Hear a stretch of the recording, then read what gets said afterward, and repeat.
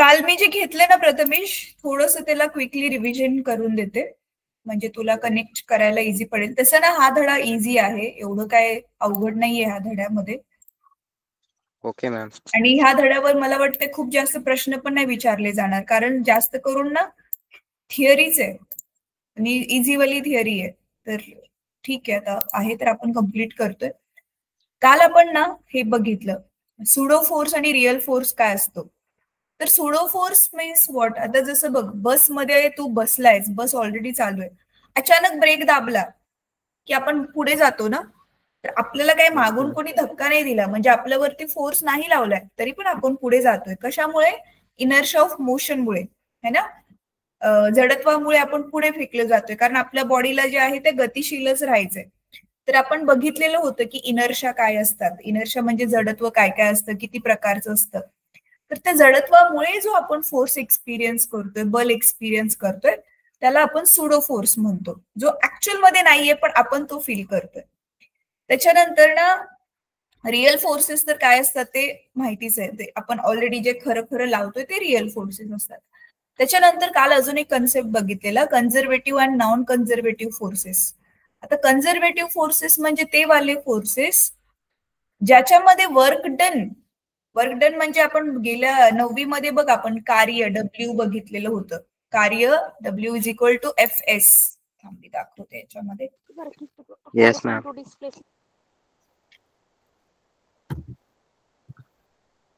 मी कनेक्टच नाही केले, म्हटलं लाईट का नाही येत आहे. एक सेकंड.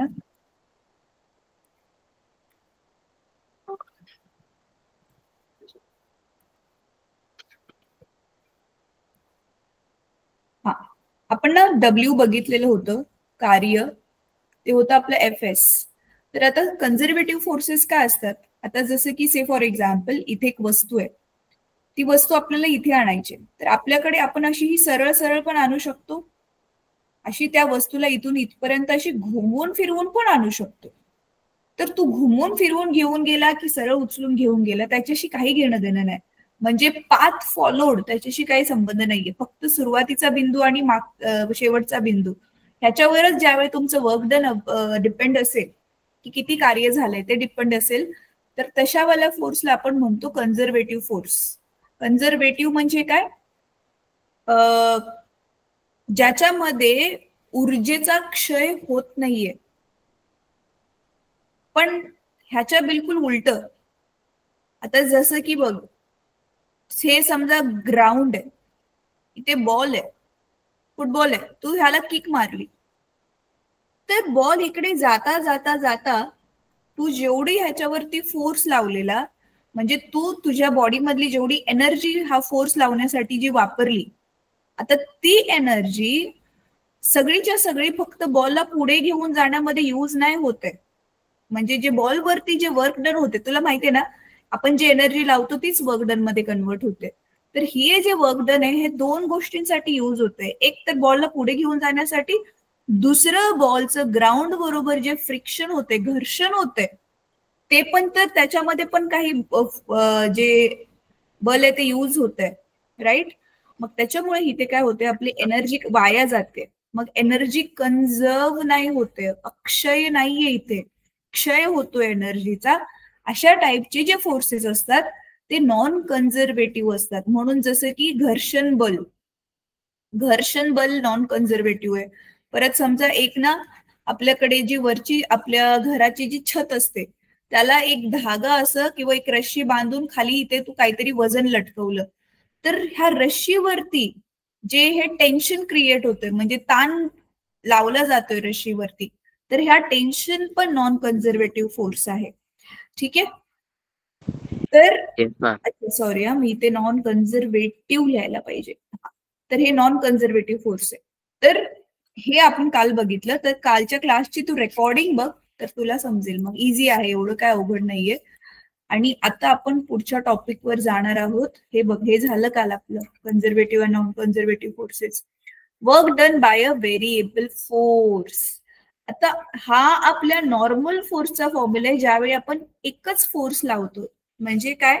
आता जसं की बघ, आपण गेल्या वर्षी म्हणजे सॉरी 9वी मध्ये आपला फॉर्म्युला काय बघितलेला होता वर्क डनचा.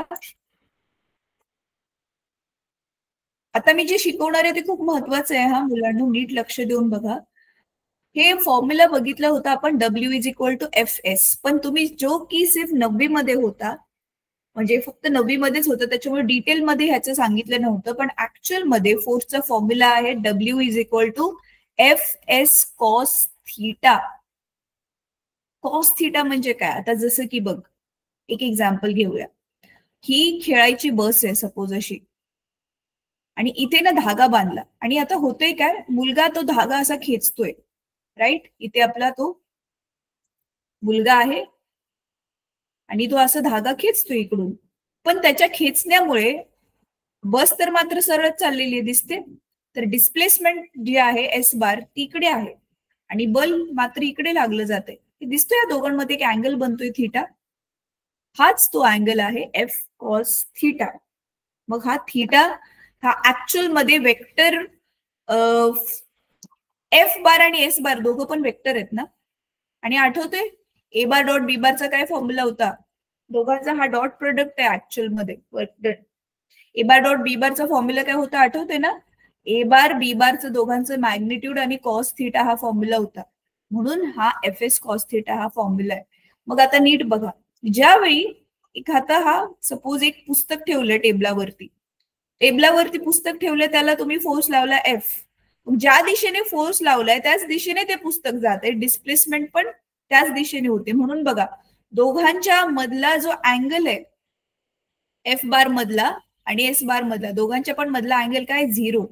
मग कॉस 0ची किंमत किती आहे, 10वीला शिकलेला ना तुम्ही, कॉस 0 डिग्री किती आहे, 1 आहे ना. म्हणून मग डायरेक्टली हेच आयडियल सिच्युएशन घेऊन तुम्हाला 9वी मध्ये एफ एस हे सूत्र दिले होतं, कारण एफ एस कॉस्टची किंमत झाली 1 म्हणून राहिलं एफ एस. तर ही होती आपली पहिली केस. दुसऱ्या केसमध्ये समजा एक गाडी आहे, नीट बघा हा, एक गाडी आहे ती अशी चालली आहे आणि ड्रायव्हरने काय केले, ब्रेक्स लावले. आता ब्रेक, गाडी ह्या दिशेने चालली बरोबर आहे, म्हणजे डिस्प्लेसमेंट ह्या दिशेने, आणि ब्रेक मात्र उलट्या दिशेने लावले जातात गाडीला थांबवण्यासाठी, माहितीये ना. तर तुम्ही बघू शकता ब्रेक लावले तरी पण काही अंतर गाडी पुढे जाते आणि मग थांबते, लगच्या लगेच नाही थांबत. मग इथे जो ब्रेक लावलेला फोर्स आहे आणि गाडीची डिस्प्लेसमेंट आहे, दोघं उलटे झाले की नाही. मग डिस्प्लेसमेंट इकडे, ब्रेक लावला इकडे, तर इकडे एफ बार आहे इकडे एस बार आहे, तर दोघांमधला अँगल किती झाला, 180 डिग्री, बरोबर आहे. म्हणून मग डब्ल्यूचा आपला फॉर्म्युला काय होईल मग, एफ एस कॉस 180. कॉस 180चं किती आहे सूत्र, म्हणजे किंमत किती आहे, -1, तर म्हणून उत्तर येईल -एफ एस. म्हणून ह्या केसमध्ये जे वर्क डन आहे ते नेगेटिव्ह आहे. बघा work done, work scalar quantity असली, वर्क डन ही एकमेव स्केलर क्वांटिटी आहे जी स्केलर क्वांटिटी असून, ती स्केलर क्वांटिटी असून काय होतं, तिचं जे आहे ते मॅग्निट्यूड पॉझिटिव्ह, निगेटिव्ह किंवा 0 असू शकतं. व्हॅल्यू म्हणजे त्याची पॉझिटिव्ह, निगेटिव्ह किंवा 0 असू शकते, नॉट मॅग्निट्यूड, म्हणजे किंमत त्याची 0 असू शकते, मायनस पण असू शकते, प्लस पण असू शकते, डिपेंडिंग ऑन फोर्स आणि डिस्प्लेसमेंट मधला अँगल किती आहे.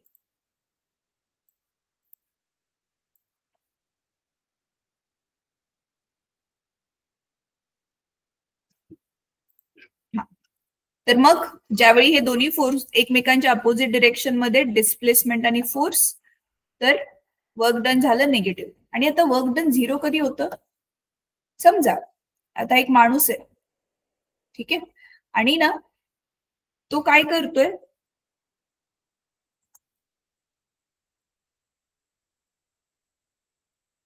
तो त्याच्या डोक्यावर ना असं हे घेऊन चाललाय, एक ओझं घेऊन चाललाय त्याच्या डोक्यावर. मग तुम्ही बघू शकता मुलांनो, त्याने हात वरच्या बाजूने लावलाय, म्हणजे त्याने लावलेला त्या ओझ्यावरती फोर्स एफ वरच्या बाजूला आहे, पण तो चाललाय इकडे, ह्या दिशेने चाललाय ना, तर चाललाय तो इकडे, किंवा ह्या बाजूला घ्या किंवा त्या बाजूला घ्या, तर तुम्ही बघू शकता हे अँगल किती बनतोय 90 डिग्री, इकडे वरती एफ आहे आणि इकडे एस बार. तर मग इथे आता डब्ल्यूचा फॉर्म्युला काय बनणार मग एफ एस कॉस 90.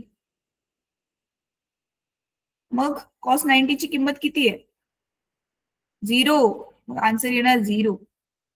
राईट. तर ह्या 3 आयडियल केसेस आहेत ज्याच्यामध्ये वर्क डन 0 असू शकतं, पॉझिटिव्ह असू शकतं, निगेटिव्ह असू शकतं. ठीक आहे. तर आता पण हा होता कॉन्स्टंट फोर्स. ह्याच्यामधली फोर्सची किंमत एक फिक्स्ड असते. से फॉर एक्झाम्पल 5 न्यूटन, 10 न्यूटन किंवा 50 न्यूटन एक फिक्स्ड आहे. आता इथे काय होतंय व्हेरिएबल फोर्स. कधी कधी बघा कसं, हा बेस्ट एक्झाम्पल, समजा तुम्ही रस्सा खेची खेळताय, रश्याला खेचताय तुम्ही. आता तुम्ही सगळे मिळून जे बल लावताय ते सेम तर नसतं ना. तुम्ही सुरुवातीला एकदम जास्त बल लावताय, नंतर थोडं थकल्यावर बल कमी होतं, परत जिंकायचंय म्हणून परत बल वाढवताय आणि खेचण्याचा प्रयत्न करताय. राईट. मग तिथे काय आहे व्हेरिएबल फोर्स आहे. मग व्हेरिएबल म्हणजेच ज्याची किंमत व्हेरी होते म्हणजे चेंज होत जाते. मग हाच जो व्हेरिएबल फोर्स आहे ज्याची किंमत बदलत जाते, अशा फोर्सने जे वर्क डन होतं, जे काम होतं, जे कार्य होतं ते काय आहे ते आज आपण बघणार आहोत. तर हा नवीन टॉपिक आहे. ठीक आहे. So work done bye a variable force. तर इथे एक मिनिट, ह्याला मी थोडस झूम करते.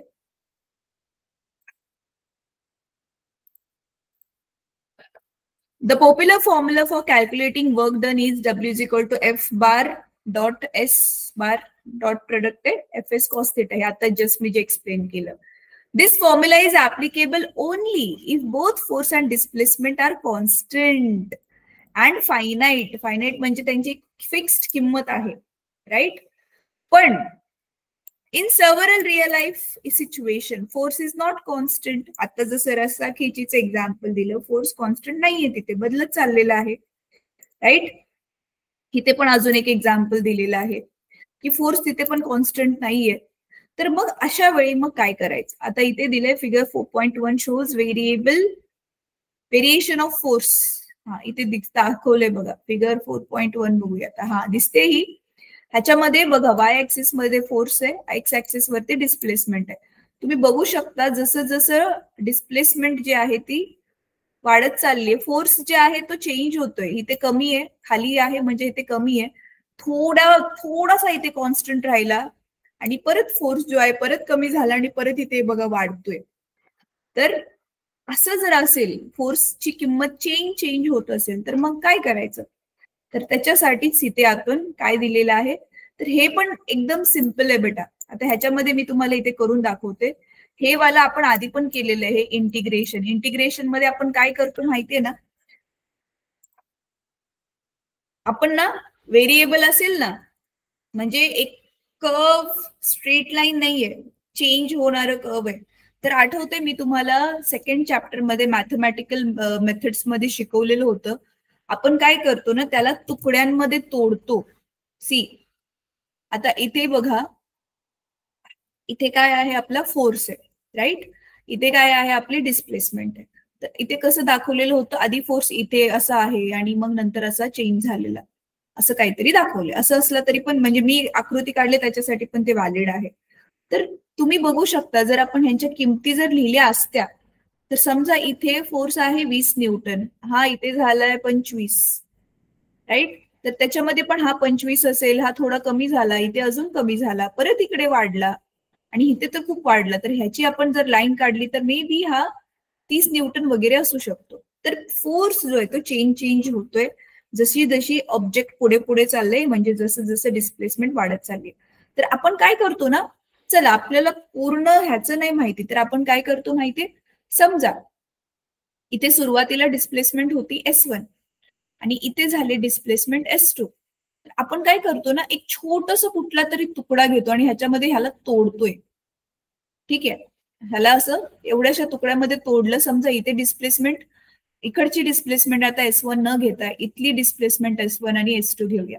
मग हे जे छोटे छोटे तुकडे करून करून करून ज्यावेळी आपण काय करतो ना त्याला ऍड करतो आणि म्हणून मग त्याला आपण काय म्हणतो, छोट्या छोट्या तुकड्यांना ऍड करणं म्हणजे इंटिग्रेट करणं. म्हणून मग आपला फॉर्म्युला काय बनतो, W इज इक्वल टू काय होतं आपलं सूत्र, काय होतं FS होतं. तर इथे पुस्तकामध्ये बघा काय केलेलं आहे, तेच केलेलं आहे. So W is equal to F, पण इथे DS का घेतलं, कारण छोटा तुकडा, डिस्प्लेसमेंटचा छोटा तुकडा हा जो मी घेतलेला आहे बघा, हा वाला तुकडा. समजा हे इथून ते इथपर्यंत ही जी डिस्प्लेसमेंट ती झालेली आहे ती DS आहे, आणि तो कुठून सुरुवातीची डिस्प्लेसमेंट होती S1, नंतरची डिस्प्लेसमेंट आहे S2, आणि इथे आपलं मग हे सूत्र बनलं FS DS. ह्याच्यावरची गणित सोडवल्यावरती अजून व्यवस्थित समजेल. म्हणजे आपण काय करणार आहे, हे तर एक सूत्र झालं, तर अशा खूप साऱ्या छाला छोट्या छोट्या छोट्या तुकड्यांमध्ये कट करून मग ह्या सगळ्यांना आपण ऍड केलं की मग आपल्याला टोटल वर्क डन मिळेल फॉर व्हेरिएबल फोर्स, जो फोर्स चेंज होत जातोय, बदलत जातोय. तर तेच इथे दिलेलं आहे. आपण ह्याच्यावर गणित सोडवू मग समजेलच. ठीक आहे. तर हे मी आता जे वर्बली एक्सप्लेन केले तेच इथे रिटर्न फॉर्म मध्ये दिले. एक मिनिट हा.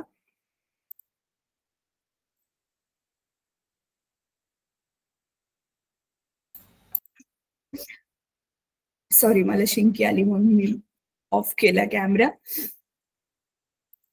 हा, आता पुढे बघूयात. आता इथे काय दिलेलं आहे, work done by linearly varying force. Linearly varying force म्हणजे फोर्स कमी कमी होत जातोय, पण तो अचानकच मधून वाढला परत कमी झाला असं नाही. एका कॉन्स्टंट व्हॅल्यूने तो स्टेप बाय स्टेप कमी होत जातोय. त्याच्यामुळे आपल्याला लाईन मिळालेली आहे, म्हणजे इक्वल इंटरव्हल मध्ये इक्वल अमाऊंटनेच तो कमी होतोय. से फॉर एक्झाम्पल आधी 50 न्यूटन होता, मग 40 झाला, मग 30 झाला, मग 20 झाला, असं फरक दिसतोय किती 10-10ने तो कमी होत जातोय. त्याच्यामुळे आपल्याला लाईन मिळते. कमी कमी होतोय पण तो एका सेम अमाऊंटने कमी होतोय, म्हणून आपल्याला अशी लाईन मिळते. ठीक आहे. ह्याच्यामध्ये पण हा इथे आता एक्झाम्पल पण दाखवले बघा सोडून, तर आता अजून तुम्हाला समजेल. Over a given region a force in Newton varies as F is equal to 3x square minus 2x plus 1. In this region, an object is displaced from x is equal to 20 to x is equal to 40 centimeter by the given force. Calculate amount of work done. आता इथे ना मुलांना काय करायचं माहितीये, S च्या ऐवजी फक्त डिस्टन्स काय घेतलेले, एक्स ने घेतले बस. आणि मग तुम्ही बघू शकता हे सूत्र लिहिलं, आणि हे सेंटीमीटर मध्ये दिलंय ना, म्हणून आपण त्याला मीटर मध्ये कन्वर्ट करायला 100ने भागावं लागेल. 100ने भागल्यावर 0.2 येईल आन्सर. मग बघा हे 0.2 पासून S1 0.2 आणि S2 म्हणजे जो एक्स दिला इथे तो 0.4, आणि ही जी इक्वेशन होती ती ठेवली, आणि मग तर इंटिग्रेशनचं सूत्र तुम्हाला ऑलरेडीच माहिती आहे. चला मग ही करूनच दाखवते मी तुम्हाला, अजून इझी पडेल. काय आहे 3x square minus 2x plus 1. म्हटलं ना गणित सोडवल्यावर अजून चांगलं समजेल. तर आपल्याला काय दिलेलं आहे, तर ह्या सूत्रामध्ये आपण मग हे 0.2 पासून 0.4 पर्यंत तो चेंज होतोय. म्हणजे हे दिलेलं आहे, कळते तुम्हाला, हे 0. इथे S1 आणि S2 दिलेला आहे, आणि ही जी कर्व आहे ह्याची इक्वेशन दिलेली आहे 3x स्क्वेअर मायनस, एक मिनिट काय दिलंय, 3x square minus 2x plus 1. हा, 3x square minus 2x plus 1. तर आता ते ठेवूया, 3x square minus 2x plus 1, आणि ह्याचं काय आहे dx. तर माहितीच आहे तुम्हाला, पण आधी काय करणार, ह्याला सेपरेट करून घेणार. म्हणजे हे असं होणार 0.2 टू 0.4 3x स्क्वेअर dx. परत हे इंटिग्रेशन सगळीकडे आता सेपरेट होऊन जाणार, जसं आपण कंस खोलतो, कंस सोडवतो तसंच इथे होणार 2x dx, आणि लास्टला होणार 1 आहे म्हटल्यावरती फक्त इथे dx राहणार, 1 लिहायची गरज नसते. 0.2 टू 0.4. ठीक आहे. आता नीट बघा, मग आपण काय करणार, हे आपलं सूत्र होतं आठवते, integration of x raise to एनचं काय फॉर्म्युला होता, x raise to n plus 1 upon n plus 1. आठवते की नाही? होतं, हे सूत्र होतं आपलं.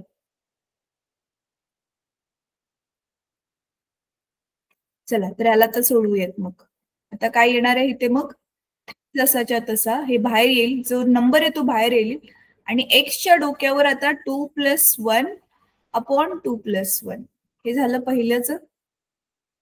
हे पहिलंच सोडवून झालं आता आपलं. सेम आता इथे मायनस साइन टाकून 2 परत बाहेर आणि इथे एक्सच्या डोक्यावर काहीच नाहीये म्हणजे इथे 1 असतो, तर इथे 1 + 1 अपॉन 1 + 1 इथे प्लस इथे काहीच नसतं 1 असतो, मग फक्त dx इंटिग्रेशन असतं x. ठीक आहे, इथे फक्त x राहणार आणि ह्या सगळ्यांमध्ये आपल्याला नंतर ना एक्सच्या किमती अप्पर लिमिट आणि लोअर लिमिट ठेवतो आपण, ते म्हणजे हे 0.2 आणि 0.4 ही किंमत ठेवायची. आता ही किंमत ठेवून कसं सोडवतात हे मी तुम्हाला आधी नव्हतं शिकवलेलं, ते मी आता सांगेल. सोपं आहे त्याचे काय, इंटिग्रेशन एकदा सोडवून झालं की नुसतं त्याच्यात ना किमती ठेवायच्या असतात, इझी आहे ते.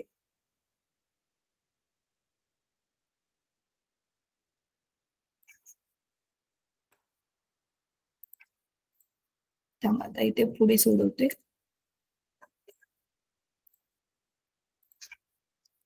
तर मग इथे काय उरलं आता आपल्याकडे, हे 3 एक्सच्या डोक्यावर 2 + 1 म्हणजे हे x³ झालं, घन झाला, भागिले 3 2 + 1 वजा परत इथे 2 1 + 1 एक्सचा वर्ग झाला, खाली इथे 2 1 आणि 1 2 आणि अधिक एक्स जसंच्या तसं.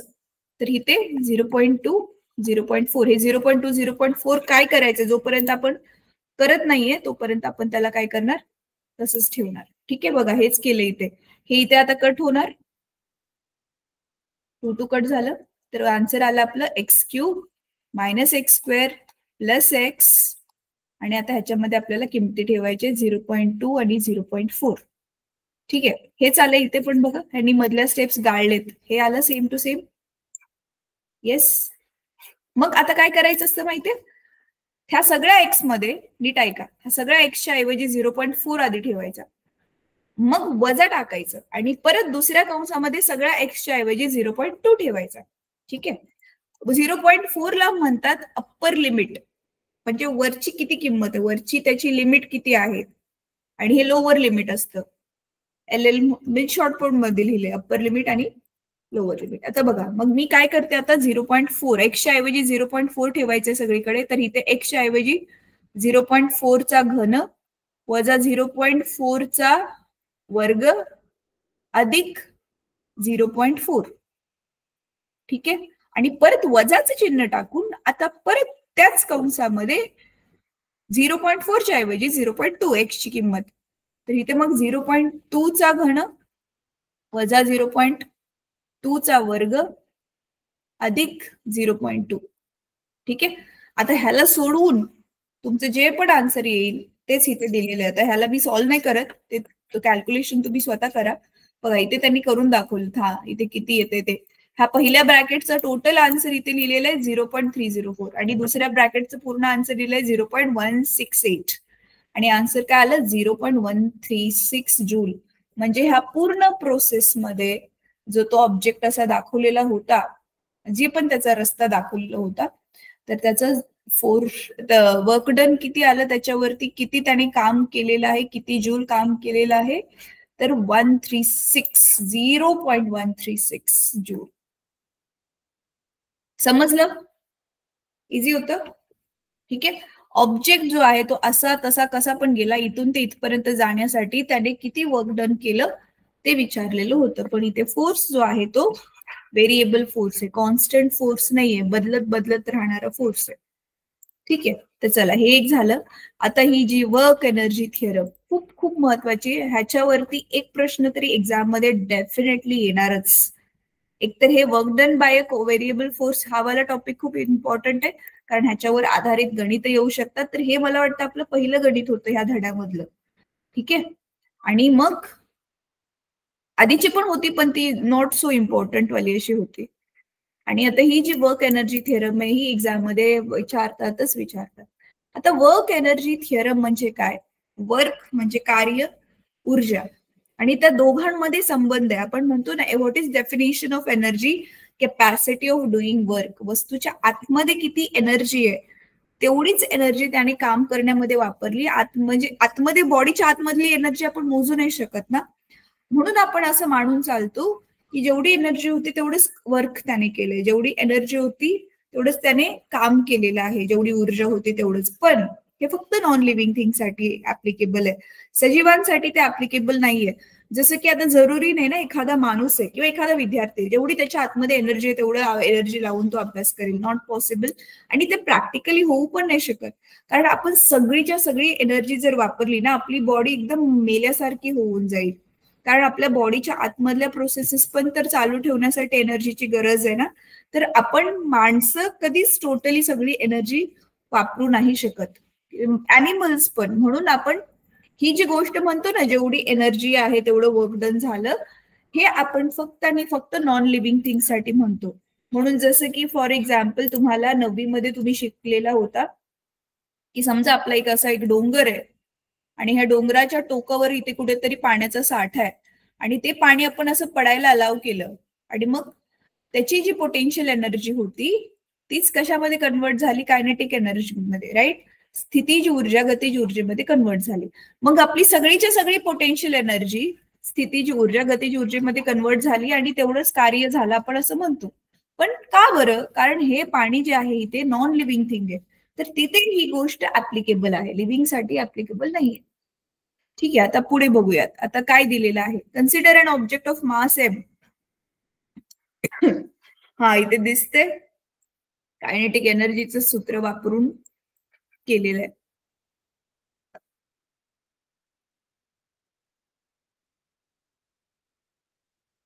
Principal of conservation of linear momentum. बरं ठीक आहे, आधी आपण ना पटकन हे गो थ्रू करूयात. हे इझीवालंच आहे, जे मी आता एक्सप्लेन करत होती ना तेच आहे.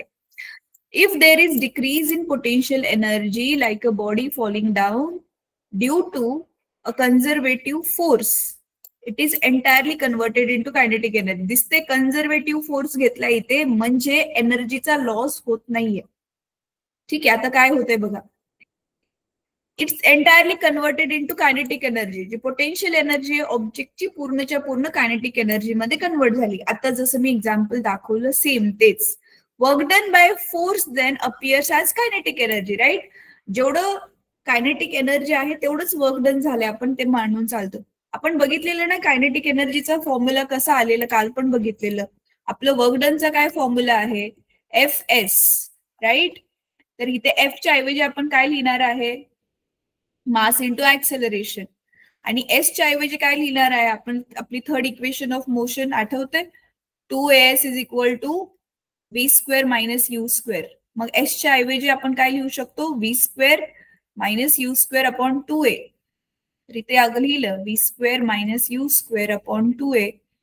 तर आपलं हे ए कट झाला आणि आपलं फॉर्म्युला काय आला, एक हे दोन बाजूला लिहिलं असं मी 1/2 M v square minus u square, right. आणि परत ब्रॅकेट ओपन केल्यावरती मग आपल्याला हेच सूत्र मिळालेलं होतं. आठवते, हेच सूत्रच आपण केलेलं होतं ह्याच्यामध्ये पण, 9वी मध्ये पण हेच सूत्र वापरलेलं होतं. हा यू इथे इनिशियल वेलॉसिटी, सुरुवातीचा वेग जो 0 आहे. पाणी वर असताना वेग 0 आहे ना त्याचा, खाली पडतानाच्या ऐवजी, म्हणजे पडायला सुरुवात होण्याच्या सुरुवातीला. तर वेग 0 आहे, तर यू मग 0 झाल्यावरती मग नुसतं सूत्र आलेलं तुमचं हाफ एम व्ही स्क्वेअर गतिज ऊर्जेचं, राईट. तेच इथे दिलेलं आहे. ठीक आहे, तर इथे काय झालं मग आता, vice versa if an object is moving against a conservative force, its kinetic energy decreases by amount of work equal to the work done against the force. This principle is called work energy theorem for conservative forces. Short मध्ये सांगते काय म्हणायचंय ह्यांना. Conservative force काम करत असेल तर जेवढी एनर्जी आहे तेवढंच वर्क डन होतंय, किंवा जेवढं वर्क डन होतंय तेवढीच एनर्जी त्याच्याकडे असेल असं आपण मानतो. म्हणजे इथे एनर्जीचा लॉस होत नाहीये. जेवढी एनर्जी होती तेवढी सगळीच्या सगळी वर्क डन करण्यामध्ये कामामध्ये आली, असं त्यांचा सांगण्याचा थोडक्यात अर्थ आहे. Very simple, right. तर मग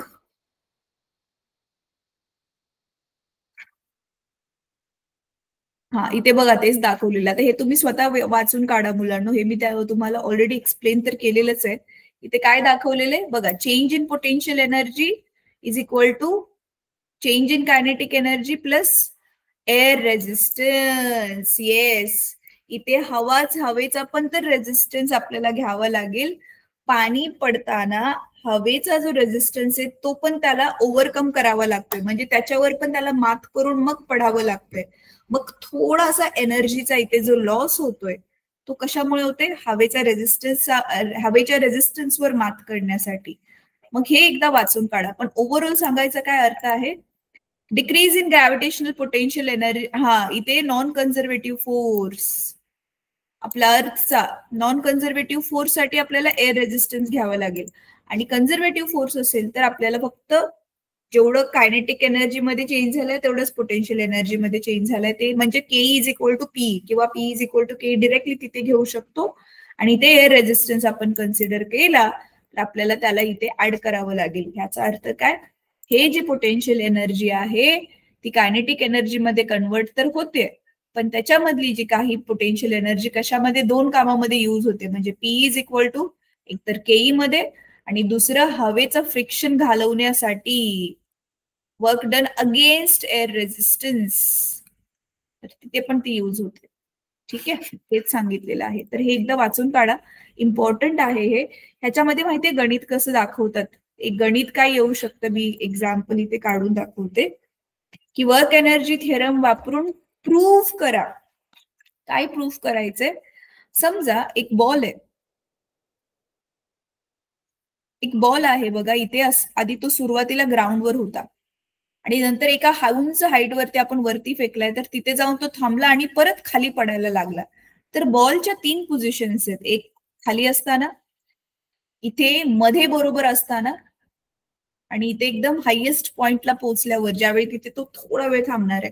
तर तिन्ही पोझिशनसाठी तुम्हाला शो करायचं आहे की त्याची टोटल एनर्जी बॉलची, टोटल म्हणजे तेच कायनेटिक एनर्जी असो किंवा पोटेन्शियल असो किंवा दोघांचं मिक्स असो, दोन्ही तिघांची तिन्ही पॉइंटला जर त्याची जी एनर्जी आहे ती कॉन्स्टंट आहे, म्हणजे सेम आहे, ती बदलत नाही. म्हणजे समजा इथे ती 50 जूल होती तर इथे पण ती 50 जूल असेल आणि इथे सुद्धा ती 50 जूलच असेल. हे प्रूव्ह करून दाखवा असं एक्झाम मध्ये क्वेश्चन येतो. तर त्याचं सोल्युशन जे आहे मी आपल्या ग्रुपमध्ये टाकेल, तर ते एकदा तुम्ही बघून नक्की घ्या. ठीक आहे, तर आता इथे नंतर आहे principle of conservation of linear momentum. हा सेम टू सेम प्रिन्सिपल आपण 9वी मध्ये बघितलाय. आठवते तुम्हाला बॉलचं एक्झाम्पल, थांबा मी पटकन तुम्हाला आठवण करून देते, जर पुस्तकामध्ये तुम्ही बघितलं असेल तर. हे आठवते तुम्हाला, आपल्याकडे असा एक मोठा बॉल होता आणि एक पुढे छोटा बॉल होता. हे दोन्ही बॉल एकाच दिशेने चाललेले होते. काही वेळानंतर मागचा बॉल थोडा फास्ट आहे म्हणून त्या दोघांची टक्कर होते आणि परत ते बॉल एकमेकांशी सेपरेट होऊन सेपरेटली जायला लागतात. आणि ह्याच्यासाठी आपण एक सूत्र काढलेलं होतं, आठवतंय, M1U1 plus M2U2 is equal to M1V1 plus M2V2. आठवते का? थांबा, तुमच्या ग्रुपमध्ये मी टाकलेलं ना ते टेक्स्टबुक, ते ओपन करते. सेकंड, कुठे केलं?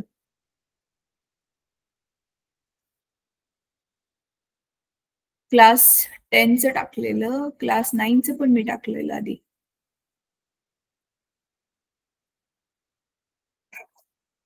हेच होतं का?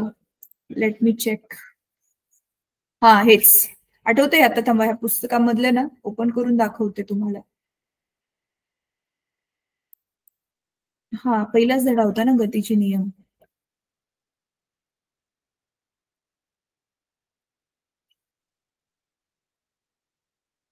हे सगळं तुम्हाला 9वीच इथे दिसेल. त्याच्यामुळे 9वीचं फिजिक्स जोपर्यंत चांगलं नाहीये ना, 11वीला फिजिक्स चांगलं नाही समजू शकत मुलांना.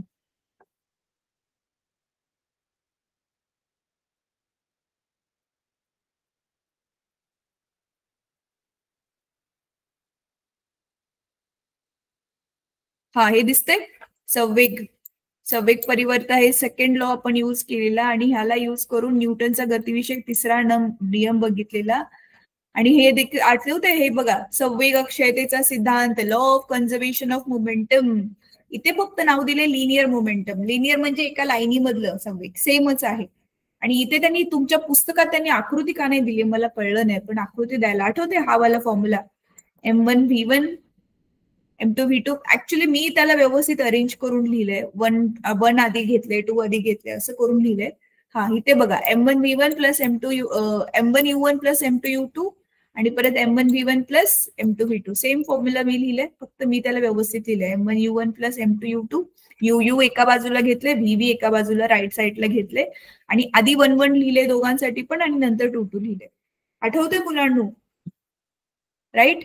तर हे जो आपण संवेग अक्षयतेचा नियम काय होता थोडक्यात आठवण करून देते, की समजा हा पहिला जो बॉल आहे ह्याला आपण नाव देऊया A आणि ह्याला नाव देऊया B आणि ह्याचं मास आहे M1, ह्याचं मास आहे M2. तर हे दोघं जण आहेत ना, तर ह्याची जी वेलॉसिटी ती U2 आहे सुरुवातीची आणि ह्याची U1 आहे. आणि आपण काय घेतलेलं होतं कंडिशन, U1 जो आहे तो U2 पेक्षा जास्त आहे, तेव्हाच तर जाऊन हा फास्ट मागचा बॉल फास्ट जाईल, तेव्हाच दोघांची टक्कर होईल ना. म्हणून आपण मागचा बॉल जो आहे तो वजनाने पण जास्त घेतलेला आणि तो फास्ट जातोय असं पण मांडलेलं होतं. मग सुरुवातीचा जो त्यांचा संवेग असेल त्यांची बेरीज केली आणि टक्कर झाल्यानंतरचा ज्यावेळी त्यांची आपण वेलॉसिटी चेंज होते, ह्याची वेलॉसिटी होते V1, ह्याची वेलॉसिटी होते V2, मग त्याच्यानंतरचा जो संवेग काढून त्यांची जर आपण बेरीज केली, म्हणजे ही जी आपली सिस्टीम आहे, तर ह्या टोटल सिस्टीमचा सुरुवातीचा संवेग आणि अंतिम संवेग, टोटल दोघांचा संवेग, दोघांची बेरीज केली तर तो समान असतो. म्हणून मध्ये आहे हे इक्वल टू साइन. म्हणजे काय, संवेगामध्ये काहीच बदल झालेला नाहीये. भले वेलॉसिटी बदलल्या पण टोटल मिळून जे आहे त्याच्यात काही बदल झालेला नाही.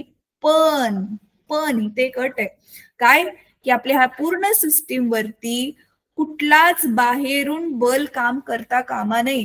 हे दोघं जर एकमेकांची ज्यावेळी टक्कर मारतील तर ते दोघं जण एकमेकांवरती जे क्रिया प्रतिक्रिया बल लावणार आहेत, ऍक्शन रिॲक्शन फोर्स, त्याच्या व्यतिरिक्त अजून कोणतंच बल इथे काम नाही करत आहे. म्हणजे काय, हे ज्या जमिनीवरून असे घरंगळत चालले त्या जमिनीशी पण त्यांचं फ्रिक्शन होत नाहीये असं आपण मानतोय. इथे हवेचा पण रेजिस्टन्स नाहीये असं आपण मानतोय. मग कोणतंच एक्सटर्नल फोर्स नाहीये, त्यावेळी फक्त हा नियम जो आहे तो व्हॅलिड आहे. ऊर्जेचा क्षय नाही होत, तसंच इथे मोमेंटमचा क्षय नाही होत आहे, संवेगाचा क्षय नाही होत आहे. ठीक आहे. तर आता हे जे आपण 9वी मध्ये शिकलेलो, आता ह्यालाच 11वीच्या लेवलच्या हिशोबाने मॉडिफाय करून काय दिले ते आता आपण बघूया. बघा, तर इथे काय दिले, principle of conservation of linear momentum. तेच कन्झर्वेशन म्हणजे क्षय नाही होत, लॉस नाही होत. आता इथे बघा, according to Newton second law, resultant force is equal to rate of change of linear momentum. Second law आपला काय होता आठवतंय ना? हेच पुस्तकामध्येच तुम्हाला दाखवून देते. हे बघा, आठवते हे सेकंड लॉ. सेकंड लॉ काय होता, हे जो संवेग आहे, आता ह्याच्यामध्ये ह्यानी पी हे नाव नाही दिले, मी ते दाखवते. हे बघा, संवेगाला ना आपण पी ने डिनोट करतो, म्हणून आठवते आपलं सूत्र होतं MV, P is equal to MV हो, हे सूत्र होतं 9वी मध्ये संवेगाचं सूत्र. मग इथेच आपण काय बघितलेलं, तो संवेग परिवर्तनाचा दर. स्टेटमेंट काय होतं आपलं सेकंड लॉचं, संवेग परिवर्तन म्हणजे अंतिम संवेग वजा सुरुवातीचा संवेग, हे झालं संवेग परिवर्तन. म्हणजे संवेगात किती बदल झालाय, संवेगातला बदल भेटला. संवेग परिवर्तनाचा दर शब्द येतो म्हणजे आपल्याला टीने भागायचं असतं. संवेग परिवर्तनाचा दर हा प्रयुक्त बलाशी समानुपाती असतो. प्रयुक्त बल म्हणजे लावलेलं बल. हे स्टेटमेंट होतं आपलं न्यूटनच्या सेकंड लॉचं, राईट. आता इथे मग हे MV मायनस MU च्या ऐवजी आपण लिहितोय डेल्टा पी. डेल्टा पी म्हणजेच अंतिम संवेग आणि सुरुवातीचा संवेग, म्हणजेच डेल्टा पी ते काय आहे, P2 वजा P1, म्हणजे अंतिम संवेग वजा सुरुवातीचा संवेग. P2 आहे MV, P1 आहे MU. ठीक आहे. मग आता इथे हा जो समजा खूप कमी वेळामध्ये खूप कमी संवेग चेंज होते, मग आपण ह्याला F ला कसं लिहू शकतो, डेल्टा पी च्या ऐवजी लिहिणार DP आणि टाइम टी च्या ऐवजी इथे लिहिणार DT. इझी. इथे जे डेल्टा पी भागिले टी असतं त्याच्या ऐवजी फक्त आपण काय लिहिले, DP भागिले DT लिहिलेलं आहे, राईट. मग आपल्या जवळ न्यूटनचा सेकंड नियम मग काय बनला, F is equal to DP by DT. फक्त लिहिण्याची पद्धत चेंज केली मुलांना, बाकी जे 9वीला शिकलाय ते सेम टू सेमच आहे हे, राईट. हेच म्हणजे आपलं हे आहे जे गेल्या 9वीला शिकलेलं MV वजा MU भागिले T, हे जे तुम्ही शिकलेलं आणि आताच हे सेमच आहे, फक्त इथे काय खूप कमी वेळामध्ये संवेगामध्ये खूप कमी बदल होत असेल तर त्याच्यासाठी इथे DD टाकलेले, दॅट्स इट. तर बघा हे आलं आपलं F bar is equal to DP bar आणि DT, आणि ऑफकोर्स फोर्स आणि प्रेशर, सॉरी फोर्स आणि मोमेंटम, हे हा फोर्स आणि हे मोमेंटम तुमच्या वेक्टर क्वांटिटीज आहेत म्हणून डोक्यावरती आपण बार टाकला. In other words, if there is no resultant force, the linear momentum will not change or remain constant. म्हणजे बाहेरून फोर्सच नाही लावला तर लिनियर मोमेंटम नाही चेंज होणार, जे आताच मी तुम्हाला एक्सप्लेन केलं. सो म्हणजे लिनियर मोमेंटम जे आहे ते कन्झर्व झालं, आपलं सुरक्षित जसंच्या तसं आहे, त्याच्यामध्ये काही बदल झालेला नाही, क्षय झालेला नाहीये, असा इथे त्याचा अर्थ आहे. ठीक आहे. आणि इथे आयसोलेटेड सिस्टीम म्हणजे ज्या सिस्टीम वरती बाहेरून कोणतंच बल, बघा isolated system means absence of any external force. External म्हणजेच तेच बाह्य बल कोणतंच काम करत नाही. हा पॅरेग्राफ जो आहे तो स्वतःहून जरा वाचून काढा. ठीक आहे.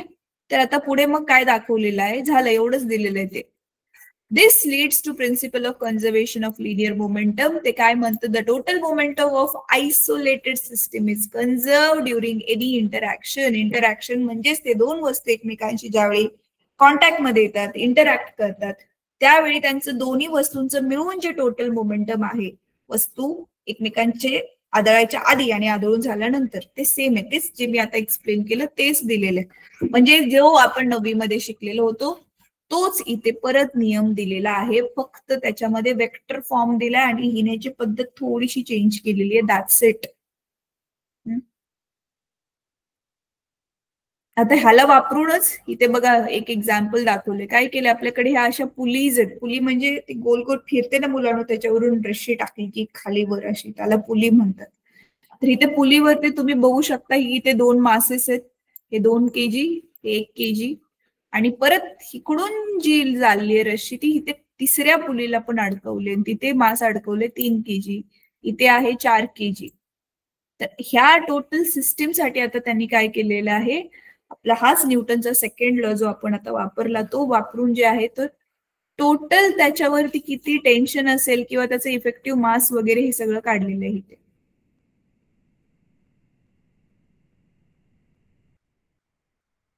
सूत्र काढलेली आहेत, टेन्शन किती काम करते त्याच्यावरती. ठीक आहे. आता ना आपण हे वाला जो आहे ना टॉपिक, हा वाला आता 10 मिनिटच राहिलेत आपल्याकडे. हा 10 मिनिटामध्ये नाही होणार डिस्कस करून. मी हा तुम्हाला व्हिडिओ दाखवून प्रॉपरली करून दाखवेल की हे जे टेन्शनचं सूत्र आलंय ह्यांचं, हे बघा हे दिसतंय N+, हे जे पण आन्सर्स इथे आलेले आहेत ते कसे काय आलेत, आणि त्यालाच वापरून आपल्याला आता ही पुलीवाली पण गणित करायची. ही अशीवाली गणित मुलांना खूप येतात बरं का, की ही पुली आहे आपल्याकडे आणि इकडे हे बाजूला एक इकडचं मास आहे, एक इकडचं मास आहे, तर दोघांवर किती टेन्शन म्हणजे किती ताण निर्माण होईल हे काढायला नक्की नक्की एक्झाम मध्ये येते. हे दिसते तुम्हाला हे जे काढलंय, T is equal to M ब्रॅकेटमध्ये G+A वगैरे, हेच हे टेन्शनचं हे सूत्र आहे. टी म्हणजेच टेन्शन, किती ताण आहे, त्या रशीवर किती ताण आला आहे ते आपण काढतोय. ठीक आहे. तर हे आपण नेक्स्ट क्लासमध्ये बघूयात. बाकी आता पुढचा जो टॉपिक आहे ते कोलिजन्स. कोलिजन्स मध्ये ठीक आहे, हा शॉर्ट मध्ये एक्सप्लेन करते मुलांना, ह्याच्यासाठी पण आपण बघूयात की कम्प्लीट करणं उद्या, म्हणजे उद्याच होईल हा पण कम्प्लीट. छोटे छोटेच टॉपिक आहेत पण खूप सारे टॉपिक आहेत ह्या धड्यात, आपला धडा कधी कम्प्लीट होणार अशाने. खेर खूप लांब आहे, इट्स ओके. कोलिजन्स म्हणजे काय मुलांना, आदळणं. खूप इझी आहे. ते बघा इथे दिलेलं आहे, एकमेकांवर वस्तू आदळतात म्हणजेच कोलाइड होतात, त्यालाच आपण म्हणतो कोलिजन झालं, म्हणजे वस्तू एकमेकांवरती आदळल्या.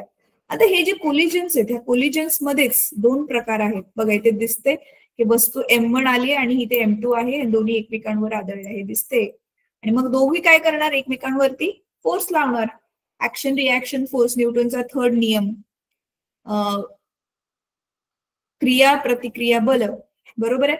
आता हे जे कोलिजन हे 2 प्रकारचे असतात, इलास्टिक आणि इन इलास्टिक कोलिजन्स. आता इथे इलास्टिक आणि इन इलास्टिक काय असते ते पण खूप इझी आहे. इलास्टिक कोलिजन्स कोणते असतात? ज्या कोलिजन मध्ये ती ऊर्जा जी आहे ती कन्झर्व होते. म्हणजेच इथे इलास्टिक कोलिजन मध्ये न्यूटनचा जो नियम आहे तो न्यूटनचा, एक मिनिट, न्यूटनचा नॉट न्यूटनचा नियम, सॉरी, इथे आता आपण जो बघितला ना ऊर्जा अक्षयतेचा नियम, law of conservation of momentum, ऊर्जा संवेग अक्षयतेचा नियम, law of conservation of momentum इथे पाळला जातो. बघा, a collision is said to be elastic if kinetic energy of the entire system is conserve during collision.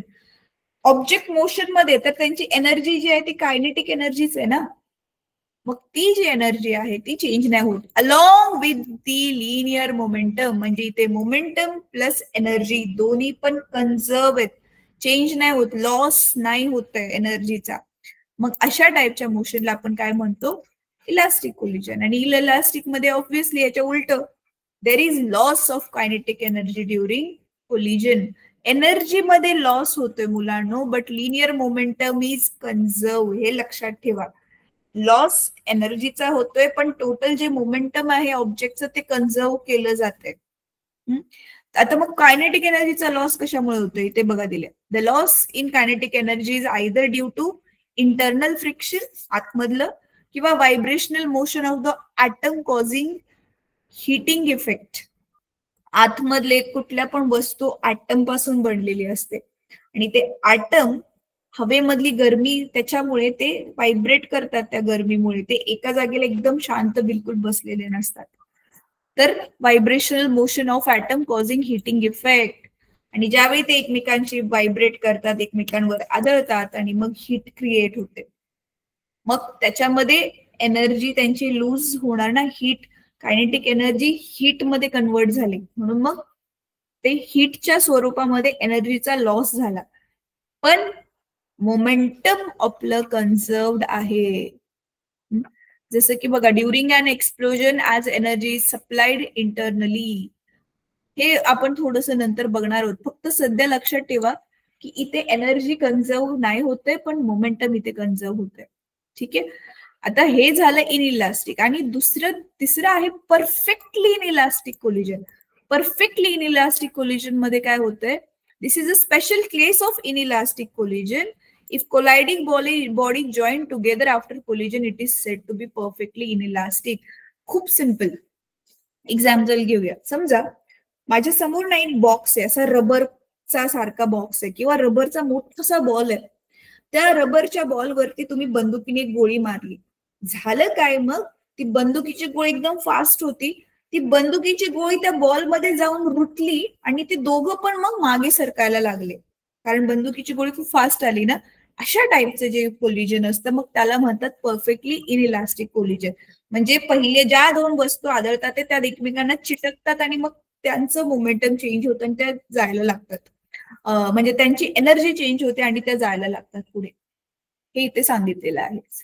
ठीक आहे, म्हणून मग काय होतं? The colliding bodies will have common final velocity. एकमेकांशी चिपकल्यामुळे दोन्ही आता एकत्र जाणार आहेत ना, मग कॉमन वेलॉसिटी असते त्यांची फायनल. हे जे आपण सूत्र आपण इथे बघितलेलं ना, m1v1 प्लस m2v2, ह्याच्या ऐवजी इथे पण v येणार नुसतं, m1v1 m1v आणि इथे पण m2v. म्हणजे दोघांची आता कॉमन वेलॉसिटी झाली ना. मग इकडे राईट साइडला आपलं सूत्र बनणार. आपण इथे काय करणार? v कॉमन काढणार आणि कंसामध्ये बनणार m1 प्लस m2. कारण दोन्ही पण बॉडीज काय झालेले आहेत आता एकमेकांशी चिटकलेले आहेत आणि दोघी बॉडी एक बॉडी सारखं वागतात आहेत, म्हणून दोघांच्या मासची बेरीज आता इथे होणार. तर ते आहे आपलं परफेक्टली इलास्टिक कोलिजन. ठीक आहे, तर इथे पण मी परत तेच सांगितलं. आता जसं की इथे एक्झाम्पल दिलेले आहेत बघा, मी आता जे एक्सप्लेन केलं तशीवालीच इथे एक्झाम्पल दिलेली आहेत. हे पण आता आपण जे डिस्कस केलं ना, ह्याच्यावर आपण जास्त गणित सोडवली तर कन्सेप्ट अजून चांगली तुमच्या लक्षात येईल की काय चाललंय नक्की. ठीक आहे, आता इथे कोएफिशियंट ऑफ रेस्टिट्यूशन आणि ते जे टेन्शन जे काढायचे पोलीसवालं जे, तर ते वाले टॉपिक आता आपण उद्या बघूयात मग. ठीक आहे, हे उरलेले जे पण काय आहे आपण उद्या बघू. चला ठीक आहे. आता आजचा होमवर्क काय आहे, एकदा फक्त ना वाचून काढा जे शिकलोय आपण, एवढाच होमवर्क आहे, म्हणजे तुमच्या डोक्यामध्ये जरा ते जास्त जाईल. आणि हे वाला गणित परत एकदा हवं तर सोडवा, जे आपण आता सोडवून घेतले ना ते गणित परत एकदा तुम्ही सोडवा. हे वालं एक्झाम्पल 4.4 हे वाला गणित परत एकदा स्वतःहून सोडवा. एक मिनिट, एक्सरसाइज मध्ये आपण बघूयात मुलांना, असं सिमिलर गणित आहे का? एक्सरसाइज मध्ये असेल तर ते पण ट्राय करा होमवर्क साठी. हेच व्हेरिएबल वर्क फोर्समुळे वर्क डन किती ते काढण्यासाठी जर असेल तर. किती मोठा चॅप्टर आहे हा. छोटे छोटे खूप सारे टॉपिक्स खूप मिक्स केलेत, पण चॅप्टर बराच लांब झालाय त्याच्यामुळे. मी खूप पुढे गेली की काय? नाही, हा मोठाच आहे चॅप्टर.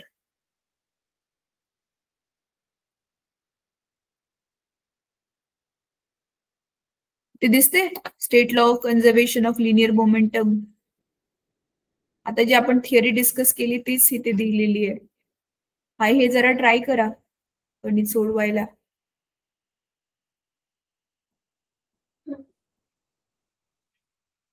वर्क डन, हा इथे एक्झाम्पल आहेत. वर्क डनचं बघूयात मिळालं तर.